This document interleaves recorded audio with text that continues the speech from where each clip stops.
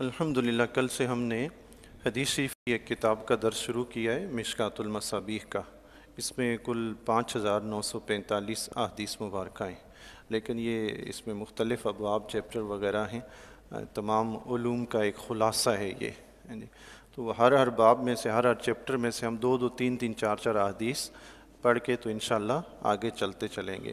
تو آج کتاب الایمان ہے، ایمان کے متعلق حدیث مبارکہ نقل فرمائی گئی ہے۔ سب سے پہلی حدیث ہے، حضرت عمر بن خطاب رضی اللہ تعالیٰ عنہ سے روایت ہے۔ ایمان کا لفظی جو مطلب ہے نا، وہ ہے امن دینا یا امن میں آنا۔ چونکہ بندہ جب کلمہ طیبہ پڑھتا ہے تو اللہ تبارک و تعالیٰ کی طرف سے جہنم کے عذاب سے وہ امن میں آ جاتا ہے، یعنی اس سے وہ بچ گیا۔ ایمان بندے کو جہنم کے عذاب سے بچا دیتا ہے، اس لیے اس کو ایمان کہتے ہیں۔ اور اصطلاح میں جو ہے اللہ کے حبیب علیہ الصلاۃ والسلام اللہ تعالیٰ کی طرف سے جو کچھ لے کر آئے ہیں ان سب کو ماننا ایمان ہے، اس کا تعلق عقائد سے ہے۔ تو اس کے متعلق پہلی کتاب الایمان میں یہ پہلی حدیث مبارکہ نقل فرما رہے ہیں کہ عن عمر بن الخطاب رضی اللہ عنہ، حضرت عمر بن خطاب رضی اللہ تعالیٰ عنہ فرماتے ہیں، بینا نحن عند رسول اللہ صلی اللہ علیہ وسلم ذات یوم، کہتے ہیں ایک دن ہم حضور علیہ الصلوۃ والسلام کے پاس بیٹھے ہوئے تھے، اذ طلع علینا رجل، اتنے میں ایک شخص وہاں پہ نمودار ہوا۔ ایک شخص آیا، شدید و بیاض الثیاب، بہت سفید کپڑے تھے اس کے، بہت زیادہ سفید، سبحان اللہ۔ شدید و سواد الشعر، سیاہ کالے بال تھے، بہت زیادہ سیاہ کالے، بہت زیادہ سفید کپڑا، سفید سوٹ خوبصورتی کی علامت ہے، بہت زیادہ سیاہ کالے بال بھی خوبصورتی کی علامت ہے۔ یعنی یہ جو آنے والا شخص ہے اس کے حسن و جمال کا عالم آپ سمجھ لیں کہ کیسا ہے ماشاءاللہ سے۔ لا یری علیہ اثر السفر، صورتحال یہ ہے کہ ان پہ سفر کے آثار بھی دکھائی نہیں دیتے، سفر کے آثار بھی دکھائی نہیں دیتے۔ ولا یعرفہ منا احد، اور ہم میں سے کوئی جانتا بھی نہیں کہ یہ ہے کون۔ اللہ اللہ، سبحان اللہ۔ بندہ انجان ہے، اس کا مطلب یہ ہوا کہ وہ مدینے کا رہنے والا نہیں، ظاہر ہے اس لیے کوئی جانتا نہیں۔ مدینے کے باہر سے آیا ہے، اگر باہر سے آیا ہے تو اس پہ کوئی سفر کے آثار نظر آئیں، وہ بھی نظر نہیں آتے۔ عجیب تماشا ہے، سبحان۔ بندہ یہاں سے کرنگی 2 نمبر تک جائے نا تو واپس آ کے نہانے کی ضرورت پڑتی ہے کہ مٹی سے اتنا حال ہو جاتا ہے بندے کا۔ میرے ساتھ تو یہی ہوتا ہے، جب بھی موٹر سائیکل پہ کام کاج کے لیے جاتا ہوں واپس آ کے غسل کرنا پڑتا ہے، تب جا کے بال وال سیٹ ہوتے ہیں۔ جی تو بندہ مدینے میں آیا ہے اور مدینے کے آس پاس والے مدینے والے اس کو جانتے بھی نہیں، سفر کے آثار بھی نہیں، تو یا اللہ یہ بندہ آیا کہاں سے؟ لمبا سفر کر کے آئے بندہ تو مٹی وٹی ڈسٹ وغیرہ پڑی ہوئی ہوتی ہے نا، گرد و غبار، پتہ چلتا ہے کہ یہ کہیں دور سے سفر کر کے آئے۔ لیکن حضرت عمر بن خطاب رضی اللہ تعالیٰ عنہ فرماتے ہیں کہ مدینے والا کوئی جانتا بھی نہیں تھا اور وہ مسافر بھی نظر نہیں آتے تھے، سفر کے آثار نظر نہیں آتے تھے ان پہ۔ حتیٰ جلس الی النبی صلی اللہ علیہ وسلم، حتیٰ کہ نبی علیہ الصلوۃ والسلام کے پاس آ کر بیٹھ گیا۔ وہ آنے والا شخص حضور علیہ الصلوۃ والسلام کے بالکل پاس آ کر بیٹھ گیا۔ فَأَسْنَدَ رُكْبَتَيْهِ إِلَىٰ رُكْبَتَيْهِ، اس نے اپنے گھٹنے حضور علیہ الصلوۃ والسلام کے گھٹنوں سے ملا لیے۔ وَوَضَعَ كَفَّيْهِ عَلَىٰ فَخِذَيْهِ، اور اس نے اپنے دونوں ہاتھ اپنے رانوں پر رکھ لیے، سبحان اللہ۔ جیسے ہم تشہد میں بیٹھتے ہیں نا، دونوں گھٹنے بچھا کر اور ان کے اوپر ہاتھ رکھ کر ہم رانوں پہ بیٹھتے ہیں، تو ایسی کنڈیشن میں وہ، اس حالت میں وہ بیٹھے حضور علیہ الصلوۃ والسلام کے بالکل سامنے، سبحان اللہ۔ وقال یا محمد صلی اللہ علیہ وسلم، اور اس آنے والے شخص نے سامنے بیٹھنے کے بعد حضور علیہ الصلوۃ والسلام کو اپنی طرف متوجہ کیا۔ اخبرنی عن الاسلام، اور ایک سوال پوچھا، یا محمد صلی اللہ علیہ وسلم ہمیں اسلام کے متعلق بتائیے۔ حضور علیہ الصلوۃ والسلام نے اس سے نہیں پوچھا کہ تم کہاں سے آئے ہو، تم کون ہو۔ اس کا مطلب ہے آنے والا حضور کو جانتا ہے اور آنے والے کو حضور جانتے ہیں، سبحان اللہ۔ آنے والا جانتا ہے اسی لیے بیٹھا وہیں، ورنہ اور بھی تو صحابہ تھے، کسی اور کے پاس جا کر بیٹھتا، صدیق بھی تھے، عمر بھی تھے، علی بھی تھے، عثمان بھی تھے، کسی کے پاس نہیں گیا، بیٹھا تو کس کے پاس؟ حضور علیہ الصلوۃ والسلام کے پاس، کہ آنے والا جانتا ہے کہ اللہ کے نبی یہ ہیں۔ میرے سوالات کے جوابات یہاں سے ملیں گے۔ اور حضور علیہ الصلوۃ والسلام نے بھی پوچھا نہیں کہاں سے آئے ہو، کیا نام ہے، کیوں آئے ہو، حضور بھی جانتے ہیں کہ آنے والا کون ہے، سبحان اللہ۔ اس نے پہلا سوال کیا کہ مجھے اسلام کے متعلق بتائیے۔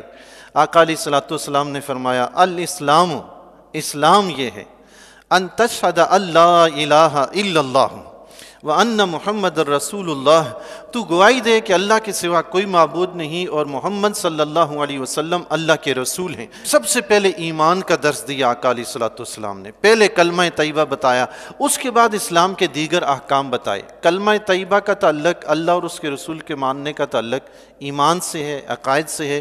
آگے جو حضور علیہ الصلوۃ والسلام نے بیان فرمایا وَتُقِيمَ الصَّلَاةَ، تو نماز ادا کرے، وَتُؤْتِيَ الزَّكَاةَ، زکوٰۃ ادا کرے، وَتَصُومَ رمضان، اور رمضان کے روزے رکھے، وَتَحُجَّ الْبَيْتَ، اور بیت اللہ کا حج کرے، ان استطعت الیہ سبیلا، اگر تو بیت اللہ تک پہنچنے کی استطاعت رکھتا ہو۔ سبحان اللہ۔ اسلام کے متعلق پوچھا۔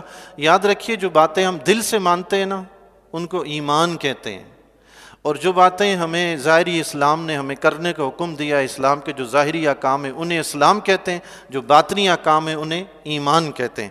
کلمہ طیبہ کا جو تعلق ہے وہ باطنی اعمال سے ہے، اس کو ایمان کہتے ہیں۔ تو باقی یہ نماز، روزہ، حج، زکوٰۃ، یہ جتنے بھی اعمال ہیں ظاہری، یہ سارے اسلام ہیں۔ قال صدقتا، اس نے جب اپنے سوال کا جواب پا لیا تو اس نے کہا صدقتا، آپ نے ٹھیک کہا ہے۔ سبحان اللہ، آپ نے ٹھیک کہا، سبحان اللہ۔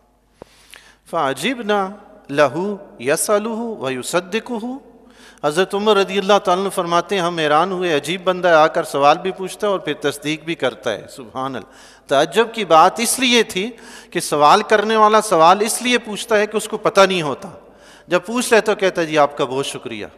تصدیق تو وہ کرتا ہے جس کو پہلے سے پتہ ہوتا ہے، کہتا ہے آپ نے ٹھیک کہا۔ تو یہ تو تصدیق کر رہے، اس کا مطلب ہے اس کو سوال کا جواب پتہ بھی تھا، پھر بھی اس نے حضور سے پوچھا ہے۔ یہ ماجرا کیا ہے؟ کہتے ہیں ہم متعجب ہوئے۔ قالا فاخبرنی عن الایمان، اس نے دوبارہ سوال کیا ایمان کے متعلق، پہلے اسلام کے متعلق، اب ایمان کے متعلق سوال کیا۔ قالا، حضور علیہ الصلوۃ والسلام نے فرمایا ان تؤمن باللہ، یہ کہ تو اللہ کو مانے، وملائکتہ، اور اس کے فرشتوں کو مانے، وکتبہ، اور اس کی کتابوں کو مانے، ورسلہ، اور اس کے رسولوں کو مانے، والیوم الآخر، اور قیامت کو مانے، وتؤمن بالقدر خیرہ وشرہ، اور اچھی اور بری تقدیر کو مانے۔ یہ ایمان ہے، سبحان اللہ۔ اس کا تعلق عقائد سے، اس میں سے کوئی بھی چیز ایسی نہیں کہ جس پہ ہم ظاہری شکل و صورت میں کوئی عمل کریں، یہ صرف دل سے ماننے والی باتیں اور زبان سے اقرار کرنے والی، یہ ایمان ہے، سبحان اللہ۔ یہ کیا ہے جی؟ یہ ایمان ہے۔ اچھی اور بری تقدیر، اچھی اور بری تقدیر پر ایمان رکھنا ہے کہ جیسے بھی کام دنیا میں ہو رہے جو بھی ہیں سب اللہ کے مقدر کیے ہوئے، سب اللہ کے مقدر کیے ہوئے ہیں۔ تقدیر کی دو قسمیں علماء کرام نے بیان فرمائی ہیں۔ فرمایا ایک تقدیر مبرم ہے اور ایک تقدیر معلق۔ تقدیر معلق وہ ہے جو لوح محفوظ پر لکھی ہوئی ہے، وہ کسی اللہ والے کی دعا سے بدل جاتی ہے، سبحان اللہ۔ حدیث شریف میں آتا ہے نا کہ دعا تقدیر کو ٹال دیتی ہے، تو کوئی اللہ والا دعا کرے تقدیر جو بدل جاتی ہے وہ وہی بدلتی ہے جو معلق ہوتی ہے، لوح محفوظ پر لکھی ہے، اللہ والے اسے نگاہ اٹھا کے دیکھ لیتے ہیں، سبحان اللہ۔ ہر بات ہماری سمجھ میں نہیں آتی، ہم اس مقام تک پہنچ جائیں تو پھر سمجھ آ جاتا ہے کہ ہاں یہ کیسے ہوتا ہے۔ کئی چیزیں ایسی ہوتی ہیں کہ جب تک بندہ اس مقام تک نہ پہنچے اس کو سمجھ نہیں آتی، جب پہنچ جائے تو سمجھ آتی ہیں۔ اب یہ مقام ولایت کی جو باتیں ہیں اکثر و بیشتر ہماری سمجھ میں نہیں آتی، اس مقام تک کوئی پہنچے گا تو پھر آ جائیں گے، کوئی پہنچے تو صحیح، سبحان اللہ۔ تو تقدیر مبرم جو ہوتی ہے وہ علم الہی ہے، وہ اللہ کا علم ہے، وہ نہیں بدلتا۔ تقدیر معلق بدل جاتی ہے، تقدیر مبرم نہیں بدلتی۔ تو جہاں کہیں ذکر آتا ہے کہ تقدیر نہیں بدلتی، وہ علم الہی کی بات ہے کہ وہ نہیں بدلتا، اور جہاں تقدیر بدلنے کی بات آتی ہے وہ اس تقدیر معلق کی بات ہوتی ہے جو لوح محفوظ پر لکھی ہوتی ہے۔ حضور غوث اعظم رضی اللہ تعالیٰ عنہ کے بارے میں آتا ہے کہ آپ کے زمانہ اقدس میں ایک صاحب جو تھے وہ تجارت کرنے کے لیے جانے لگے، تو ان کو دوسرے جو وہاں پہ اللہ کے محبوب بندے تھے انہوں نے کہا کہ خبردار تم تجارت کے لیے نہ جانا، اگر تم اس سال تجارت کے لیے گئے تو تم بھی قتل ہو جاؤ گے، تمہارا مال بھی تلف ہو جائے گا۔ تو وہ حضور شیخ عبد القادر جیلانی رحمۃ اللہ علیہ کی بارگاہ میں حاضر ہوا، تو پریشان تھا۔ آپ نے پوچھا کیا ماجرا ہے؟ تو انہوں نے سارا عرض کر دیا۔ حضور شیخ عبد القادر جیلانی رحمۃ اللہ علیہ نے فرمایا تم جاؤ، اللہ خیر فرمائے گا، تم چلے جاؤ، کچھ بھی نہیں ہوگا۔ وہ چلا گیا سفر کرنے، تجارت کے لیے سفر کیا اس نے، چلا گیا، اپنا مال اسباب وغیرہ فروخت کر کے ایک جگہ پہ کہیں اس نے قیام کیا، تو سویا ہوا تھا، نیند آئی تو اس نے اچانک خواب میں دیکھا کہ اس کے قافلے پہ حملہ ہوا، مال و اسباب لوٹ لیا گیا، اس کے ساتھیوں کو قتل کر دیا گیا، اس کے اوپر بھی حملہ ہوا۔ وہ ایک دم ہڑبڑا کے اٹھا، ڈر گیا، واپس آیا تو سب سے پہلے حضور شیخ عبد القادر جیلانی رحمۃ اللہ علیہ کے بجائے انہی بزرگوں کے پاس گیا جنہوں نے اس سے کہا تھا کہ اس سال حج نہ کرنا، سفر نہ کرنا تجارت کا، ورنہ تم نقصان اٹھاؤ گے۔ تو وہ راستے میں مل گئے، یہ سوچتا تھا کہ پہلے ادھر جاؤں یا ادھر جاؤں، وہ راستے میں مل گئے، انہوں نے کہا تم شیخ عبد القادر جیلانی کے پاس جاؤ، انہوں نے تمہارے لیے 70 مرتبہ دعا فرمائی ہے، تو اللہ تعالیٰ نے تمہارے اس ظاہری فعل کو جو تمہارے ساتھ ظاہر میں ہونا تھا نا، اس کو بدل کے خواب میں کر دیا ہے۔ تو حضرت غوث پاک نے 70 مرتبہ دعا فرمائی تو وہ ماجرا تمہارے ساتھ ہونے والا بدل گیا ہے۔ سبحان اللہ، 70 مرتبہ دعا فرمائیے، یہ وہ تقدیر ہے جو بدل جاتی ہے دعا سے۔ سبحان اللہ، اللہ اللہ۔ پھر وہ کہتے ہیں کہ وہ گئے حضور غوث پاک رضی اللہ تعالیٰ کے پاس، تو آپ رحمۃ اللہ علیہ نے اس کو یہی فرمایا کہ بھائی میں نے تمہارے لیے 70 مرتبہ دعا کی ہے۔ سبحان اللہ، سبحان اللہ۔ تو حضور علیہ الصلوۃ والسلام نے ایمان کے متعلق بتایا کہ ایمان اللہ کو ماننا، اس کے فرشتوں کو ماننا، اس کی کتابوں کو ماننا، اس کے رسولوں کو ماننا، اچھی اور بری تقدیر کو ماننا، قیامت کو ماننا، یہ ایمان ہے۔ قال صدقتا، اس نے پھر کہا آپ نے ٹھیک کہا ہے۔ سبحان اللہ، عجیب بندہ ہے، سوال پوچھتا بھی ہے، تصدیق بھی کرتا ہے کہ آپ ٹھیک کہہ رہے ہیں جی، سبحان اللہ۔ قال فاخبرنی عن الاحسان، اس نے عرض کی مجھے احسان کے متعلق بتائیے۔ قرآن کریم میں آتا ہے للذین احسنوا الحسنی، جو احسان کرتے ہیں ان کے لیے حسنہ یعنی جنت ہے، بلائی ہے اللہ کے ہاں۔ سبحان اللہ۔ تو قرآن کریم میں جگہ جگہ احسان کا ذکر اس طرح کا ہوتا ہے۔ تو اس نے پوچھا احسان کیا ہے، یعنی اخلاص کیا ہے؟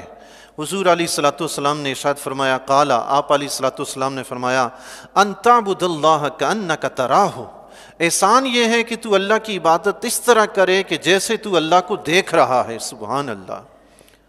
اب آپ یہ بتائیں جی، ایک تصور کریں، اگر اللہ آپ کے سامنے موجود ہو، آپ اللہ کو دیکھ رہے ہیں اور عبادت کر رہے ہوں، تو آپ کی عبادت کیسی ہوگی؟ دل میں کسی اور کا خیال آئے گا؟ اللہ اللہ۔ جب رب کو دیکھ کے عبادت ہو رہی ہو تو پھر دل میں جو خوف خدا طاری ہوگا اور جو عاجزی اور انکساری پیدا ہوگی، سبحان اللہ، وہ لمحہ ہی کچھ اور ہوگا جی، ایسا اگر ہو۔ آقا علیہ الصلوۃ والسلام نے فرمایا احسان یہ ہے کہ تم اللہ کی عبادت ایسے کرو جیسے تم اللہ کو دیکھ رہے ہو، یعنی یہ تصور پیدا کر کے عبادت کرو۔ فَإِن لَّمْ تَكُن تَرَاهُ فَإِنَّهُ يَرَاكَ، اگر یہ تصور پیدا نہ کر سکو تو فرمایا پھر یہ تصور پیدا کرو کہ بے شک وہ تمہیں دیکھ رہا ہے۔ سبحان اللہ۔ یہ صرف عبادت کے وقت اللہ نہیں دیکھتا، اللہ تو ہر وقت دیکھ رہا ہے، چونکہ عبادت ایک عظیم کام ہے۔ بندہ عبادت کرے بھی اور وہ اللہ کی بارگاہ میں قبول نہ ہوئے تو یہ تو پھر خواہ مخواہ کی تھکن ہوئی نا، خواہ مخواہ کی مشقت اٹھانی ہوئی۔ تو اللہ کی عبادت ایسے کی جائے جو اللہ کی بارگاہ میں قبول ہو، تو اللہ کی بارگاہ میں وہ عبادت قبول ہوگی جو اس طرح کی جائے کہ میں رب کو دیکھ رہا ہوں، یا اس طرح کی جائے کہ میرا رب مجھے دیکھ رہا ہے۔ اس کے علاوہ اگر عبادت کی تو ضائع ہونے کا خدشہ ہے۔ اللہ اللہ۔ یہ بھی بندے کو اگر فکر لگ جائے نا کہ میرا رب مجھے دیکھ رہا ہے، پھر بھی بندے کی کیفیت بدل جاتی ہے۔ آج ایک کیمرہ لگا ہوا پتہ چل جائے کہ کیمرہ دیکھ رہا ہے، بندہ چوری سے رک جاتا ہے، چور چوری سے رک جاتا ہے جی، کہ کیمرہ دیکھ رہا ہے۔ اگر اس کو یہ احساس ہو کہ میرا رب دیکھ رہا ہے تو پھر اس وقت اس کے پاس ہر وقت کیمرہ ہی کیمرہ رہے کہ میرا رب مجھے دیکھ رہا ہے۔ اس کو ہر وقت یہی لگے کہ میرے اوپر کیمرہ فٹ ہے۔ فٹ تو ہر بندے کے اوپر کیمرہ ہے جی، ہمیں احساس نہیں ہے۔ اللہ اکبر۔ قال فاخبرنی عن الساعۃ، آنے والے نے، سائل نے سوال کیا مجھے قیامت کے متعلق بتائیے، قیامت کے متعلق بتائیے۔ یہاں میں ایک نقطہ عرض کروں گا، توجہ سے سماعت فرمائیے گا۔ قال، حضور علیہ الصلوۃ والسلام نے فرمایا مل مسئول عنہا بعلم من السائل، جس سے سوال پوچھا ہے قیامت کے متعلق وہ بھی اتنا ہی جانتا ہے جتنا پوچھنے والا جانتا ہے۔ سبحان اللہ۔ سوال کا جواب حضور علیہ الصلوۃ والسلام نے عجیب حکمت سے دیا۔ اس نے پوچھا تھا کہ قیامت کے متعلق بتائیں، حضور علیہ الصلوۃ والسلام نے جواب جو دیا اس کا مفہوم مطلب یہ بنتا تھا کہ قیامت کے متعلق جو تم جانتے ہو میں بھی وہی جانتا ہوں۔ سبحان اللہ۔ سوال یہاں پیدا یہ ہوتا ہے، آقا علیہ الصلوۃ والسلام سے قیامت کے متعلق سوال پوچھا گیا۔ اچھا یہ نقطہ میں بعد میں عرض کرتا ہوں، حدیث پوری کر لوں، آپ توجہ سے رہیے گا، یہ نقطہ میں ضرور عرض کروں گا انشاءاللہ، بڑا قیمتی نقطہ ہے۔ قالا، اس سائل نے پھر سوال کیا، فاخبرنی عن الاماراتھا، تو پھر قیامت کی نشانیاں بتا دیجئے، اگر صحیح وقت مقرر آپ قیامت کا نہیں بتاتے تو قیامت کی نشانیاں بتا دیجئے۔ قالا، آقا علیہ الصلوۃ والسلام نے فرمایا بڑی بڑی نشانیاں جو قرب قیامت میں ظاہر ہوں گی۔ قالا ان تلد الامۃ ربتہا، حضور علیہ الصلوۃ والسلام نے فرمایا قیامت کی نشانیوں میں سے ایک نشانی یہ ہے کہ لونڈی اپنا مالک جنے گی، لونڈی کنیز اپنا مالک جنے گی۔ علماء کرام نے اس کی مختلف تشریحات کی ہیں، سب سے افضل اور بہترین تشریح یہ ہے کہ اولاد ماں باپ کی نافرمان ہوگی۔ بیٹا پیدا تو ماں سے ہوا ہے، اب اس کو چاہیے تھا کہ ماں کی اطاعت کرے، لیکن وہ ایسا نالائق بنا کہ اس نے ماں کو اپنے ماتحت کر کے رکھا ہے۔ وہ ماں سے اس طرح کام لیتا ہے جس طرح لونڈی کنیز سے لیا جاتا ہے، وہ ماں کو ایسے مخاطب کرتا ہے جیسے لونڈی کنیز کو کیا جاتا ہے، وہ ماں سے ایسے کام لیتا ہے جیسے نوکر چاکر سے لیا جاتا ہے۔ فرمایا جب اولاد ایسی ہو جائے تو یہ قیامت کی نشانی ہے۔ آج ہمارے معاشرے میں ایسا ہے، ایسا ہے جی، ایسا ہے۔ یا اللہ تو اپنی حفظ و امان میں رکھ۔ میں نے تو ایک نالائق کے متعلق اتنا بھی سنا کہ وہ ماں کو مارتا ہے، نعوذ باللہ من ذالک، یہ قاعدہ بات۔ اللہ اللہ، میں کیا سناؤں جی، وہ تو میں خود سن کے مجھے رونا آ گیا تھا کہ یار کیسا خبیث بچہ ہے یہ، ماں کو مارتا ہے۔ اللہ ہدایت دے جی، اس کے بغیر کچھ ممکن نہیں ہے۔ تو حضور علیہ الصلوۃ والسلام نے قیامت کی نشانی بتائی کہ اولاد ماں باپ کی نافرمان ہوگی۔ پھر فرمایا وَأَن تُرَى الْحُفَاةَ الْعُرَاةَ الْعَالَةَ رِعَاءَ الشَّاءِ، فرمایا تم دیکھو گے کہ ننگے پاؤں، ننگے بدن، فقیر لوگ، چرواہے، یتطاولون فی البنیان، بڑی بڑی عمارتوں میں فخر کریں گے۔ سبحان اللہ۔ جو ننگے پاؤں تھے، جو ننگے بدن تھے، جو فقیر تھے، جنہیں کھانے کو نہیں ملتا تھا، جو بکریاں چرا کے بسر اوقات کیا کرتے تھے، آقا علیہ الصلوۃ والسلام نے فرمایا زمانہ ایسا پلٹا کھائے گا کہ یہ غریب، یہ مسکین، یہ کم درجہ لوگ یہ بڑی بڑی بلڈنگوں میں رہیں گے، اور جو بڑے عزت والے لوگ ہوں گے وہ ذلیل و رسوا ہوں گے۔ آج دیکھ لیں جی ہمارے معاشرے میں ایسا ہی ہے۔ یہ منصب امامت کے متعلق میں اکثر سوچتا رہتا ہوں، یہ ہم جیسے نالائقوں کا منصب نہیں ہے، یہ بہت اعلیٰ لوگوں کا منصب ہے۔ ہم جیسے نالائق لوگ اس منصب پہ آ گئے تو نظام ہی بگڑ گیا سارا۔ یہاں بڑے معززین سید ہوں، عالم ہوں، فاضل ہوں، معاشرے میں جن کا بڑا مقام ہو، ان کے سامنے لوگ کھڑے ہوں تو پتہ چلے کہ منصب امامت پہ کوئی کھڑا ہے جی۔ آج تو مصلی پہ امام کھڑا ہے تو پتہ یوں چلتا ہے کہ وہ کوئی نوکر چاکر کھڑا ہے، جو پیچھے کھڑے ہیں وہ اس کے سربراہ ہیں، ایسے لگتا ہے معاشرے میں جی۔ بدل گیا، سب کچھ بدل گیا۔ اللہ اللہ۔ حضور علیہ الصلوۃ والسلام نے فرمایا قیامت کی نشانیاں بتائی کہ انتہائی غریب قسم کے لوگ، حضرت سلطان سکندر ذوالقرنین کے متعلق آتا ہے، انہوں نے اپنی رعایا میں ایک اصول قائم کر کے رکھا تھا کہ کوئی بھی شخص جو نچلا پیشہ جس کا ہے نا، جو نچلے درجے کا ہے، وہ اپنا پیشہ موروثی پیشہ نہیں چھوڑے گا۔ جو کام کر رہا ہے وہ وہی کرے گا۔ اب لوہار اٹھ کے بادشاہ بن جائے تو بادشاہ کیا لوہار بنے گا؟ تو لوہار کا کام کون کرے گا؟ وہ تو کوئی کرنے والا ہی نہیں ہوگا، نظام عالم بگڑے گا۔ یا اگر جس کا کام لوہار کا ہے اس کو آپ بادشاہ بنا دیں اور بادشاہ کو لازمی کہیں کہ تم لوہار کا کام کرو، تو یہ عدل و انصاف ہوگا کیا؟ جو اس منصب کا اہل نہیں اس کو وہ دے دیا، اور جو اس کا اہل تھا اس کو اتار کے یہاں نیچے پہنچا دیا، یہ کیا بات ہوئی؟ اللہ اکبر۔ حضور علیہ الصلوۃ والسلام نے یہ قیامت کی نشانیوں میں سے نشانی بتائی ہے۔ حالات بالکل بدل جائیں گے۔ مطلب مراد اس کا یہ ہے کہ عزت والے لوگ ذلیل ہو جائیں گے، ذلیل لوگ بڑے منصب پہ بیٹھ جائیں گے جا کر۔ قالا ثم انطلقا، پھر وہ شخص چلا گیا، سوال اس نے چند پوچھے اور چلا گیا۔ فلبثت ملیا ثم قال لی، تو میں تھوڑی دیر حضور علیہ الصلوۃ والسلام کے پاس بیٹھا رہا۔ حضرت عمر رضی اللہ تعالیٰ عنہ فرماتے ہیں میں آقا علیہ الصلوۃ والسلام کے پاس بیٹھا رہا۔ قال علی، حضور علیہ الصلوۃ والسلام نے مجھے فرمایا یا عمر اتدری من السائل، اے عمر تم جانتے ہو یہ سوال پوچھنے والا بندہ کون تھا جو آ کے سوال پوچھ رہا تھا، تم جانتے ہو کون تھا؟ قلت، حضرت عمر رضی اللہ تعالیٰ نے فرمایا اللہ ورسولہ عالم، اللہ اور اس کا رسول سب سے زیادہ جانتے ہیں۔ سبحان اللہ، یہ عقیدہ کس کا ہے؟ حضرت عمر رضی اللہ تعالیٰ۔ آج اہل سنت اگر یہ کہتے ہیں کہ حضور علیہ الصلوۃ والسلام غیب جانتے ہیں تو فتویٰ لگتا ہے کہ اللہ بھی غیب جانتا ہے، تم نبی کے بارے میں کہتے ہو غیب جانتے ہیں، یہ تو شرک ہو گیا۔ حضرت عمر فرماتے ہیں اللہ بھی جانتا ہے، آپ بھی جانتے ہیں۔ سبحان اللہ، اللہ اور اس کے رسول کا جاننا اگٹھا کر دینا شرک نہیں ہوتا میرے بھائی۔ اچھا، اب نقطہ جو میں عرض کرنا چاہ رہا تھا وہ عرض کرتا ہوں۔ حضور علیہ الصلوۃ والسلام نے جب حضرت عمر رضی اللہ تعالیٰ سے پوچھا جانتے ہو کون تھا، آپ نے فرمایا اللہ اور اس کا رسول ہی جانتے ہیں کہ کون تھا۔ آقا علیہ الصلوۃ والسلام نے فرمایا فَإِنَّهُ جبریل، یہ تو جبریل علیہ السلام تھے۔ سبحان اللہ، سبحان اللہ۔ جبریل کس شکل میں آئے؟ انسانی شکل میں آئے۔ جبریل کیا ہے؟ نور ہیں۔ جبریل کیا ہیں جی؟ نور ہیں۔ کس شکل میں آئے؟ آقا اگر نور ہو کر انسانی شکل میں آئے تو کون سا فرق پڑتا ہے؟ سبحان اللہ۔ جبریل نور تھے، انسانی شکل میں آ گئے۔ حضور علیہ الصلوۃ والسلام بھی نور ہیں، انسانی شکل میں آئے ہیں۔ سبحان اللہ۔ یہ جو نقطہ میں عرض کرنا چاہ رہا تھا، سوال پوچھنے والے جبریل علیہ السلام تھے۔ آقا علیہ الصلوۃ والسلام نے فرمایا یہ جبریل تھے، اتاکم یعلمکم دینکم، یہ اس لیے آئے تھے کہ تمہیں تمہارا دین سکھائیں۔ سبحان اللہ، یہ سوال پوچھنے کے لیے اس لیے آئے تھے تاکہ تم سنو اور سیکھو۔ سبحان اللہ۔ جبریل علیہ السلام نے سوال بڑا اہم کیا، کس کے متعلق؟ قیامت کے متعلق۔ اتنا پتہ تو جبریل علیہ السلام کو بھی تھا کہ قیامت ابھی قائم نہیں ہونی، اس لیے تو پوچھا تھا کہ بتائیں کب قائم ہوگی۔ اب یہ قیامت کا علم غیب تھا یا ظاہر تھا؟ غیب ہی تھا نا، علم غیب تھا۔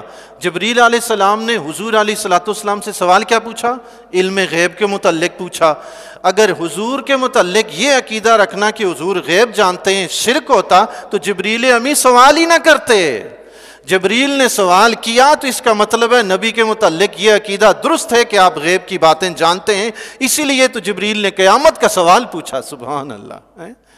تو ہمارا عقیدہ جبریل کے عقیدے سے ملتا جلتا ہے۔ سبحان اللہ۔ یہ جبریل امی کا عقیدہ ہے کہ حضور سے غیب کی باتیں پوچھ لی جائیں۔ ظاہر ہے غیب کی باتیں اسی سے پوچھی جاتی ہیں جو غیب جانتا ہے۔ جی، اگر غیب جانتا نہ اس سے سوال پوچھنا ہی فضول ہے۔ اگر شرک ہوتا تو جبریل امی کبھی بھی نہ پوچھتے، وہ تو کہتے یہ قیامت تو غیب کی بات ہے، اس کے متعلق اللہ جانتا ہے، میں نے نبی سے پوچھا تو یہ شرک ہو جائے گا۔ نہیں، انہوں نے پوچھا۔ اب سوال یہ پیدا ہوتا ہے پھر حضور نے بتایا کیوں نہیں اگر جانتے تھے؟ دیکھیں حدیث میں آتا ہے حضور علیہ الصلوۃ والسلام نے فرمایا جتنا سائل جانتا ہے پوچھنے والا جس سے پوچھ رہا ہے وہ بھی اتنا ہی جانتا ہے۔ حضور علیہ الصلوۃ والسلام نے یہ نہیں فرمایا کہ میں جانتا ہی نہیں، بلکہ یہ فرمایا جبریل جو تم جانتے ہو میں بھی وہی جانتا ہوں۔ سبحان اللہ۔ یعنی یہ قیامت کا جو حقیقی علم ہے نا، فکس وقت جو بتانا ہے، یہ اللہ اور اس کے نبی کے درمیان راز ہے۔ اے جبریل تم جانتے ہو یہ راز کی بات ہر کسی کو بتائی نہیں جاتی۔ ہاں سبحان اللہ۔ ورنہ آقا علیہ الصلوۃ والسلام نے دیگر احادیث مبارکہ میں آتا ہے، آقا علیہ الصلوۃ والسلام نے مہینہ بھی بتایا، دن بھی بتایا، تاریخ بھی بتائی، صرف سال نہیں بتایا کہ یہ اللہ کا ایک راز ہے، اسے پوشیدہ رکھا۔ سبحان اللہ۔ حضور علیہ الصلوۃ والسلام نے مہینہ بتایا، فرمایا محرم، تاریخ بتائی، فرمایا 10 محرم، دن بتایا، فرمایا جمعہ کا دن۔ سبحان اللہ۔ قیامت تو کئی سو سال کے بعد قائم ہوگی، حضور علیہ الصلوۃ والسلام نے مہینہ، تاریخ، دن فکس کر دیے۔ اگر جانتے نہ ہوتے تو فکس کیوں کرتے میرے بھائی؟ اب سوال یہ ہے تو پھر سن کیوں نہیں بتائی؟ بھائی یہ اللہ اور اس کے حبیب کا راز ہے، ہر راز کی بات ہر کسی کو تھوڑی بتائی جاتی ہے۔ جو اللہ اور اس کے حبیب کے درمیان راز ہے وہ تو راز ہی رہے گا، اگر بتا دیں تو راز ہی نہ رہا۔ ایک عالم دین علماء عرب میں سے، ان کے متعلق میں نے کہیں پڑھا تھا، ایک بچی کہیں کچھ کھانا وغیرہ یا ڈش میں کوئی چیز رکھ کر اوپر کپڑا ڈال کے چھپا کے لے کے جا رہی تھی، تو انہوں نے اس سے پوچھا کہ اس کے اندر کیا ہے، اس کے اندر کیا ہے؟ تو بچی نے کیا جواب دیا پتہ ہے؟ اللہ اللہ، سبحان اللہ۔ عرب کے تو بچے بھی سبحان اللہ. انہوں نے پوچھا کہ اس کے اندر کیا ہے؟ اس بچی نے جواب دیا اگر تمہیں بتانا ہوتا تو اسے ڈانپ کے کیوں لاتی؟ سبحان اللہ. اگر تمہیں بتانا ہی ہوتا تو اس کے اوپر کپڑا کیوں ڈالتی میں؟ تو بتا دیا جائے تو راز ہی نہیں رہتا بھائی. جو راز رکھا ہے تو اس کو بتایا نہیں جاتا. اللہ سے دعا ہے جی اللہ تبارک و تعالی ہمیں حقیقی معنی میں علم کو سیکھنے کی توفیق عطا فرمائے جی. سبحان اللہ.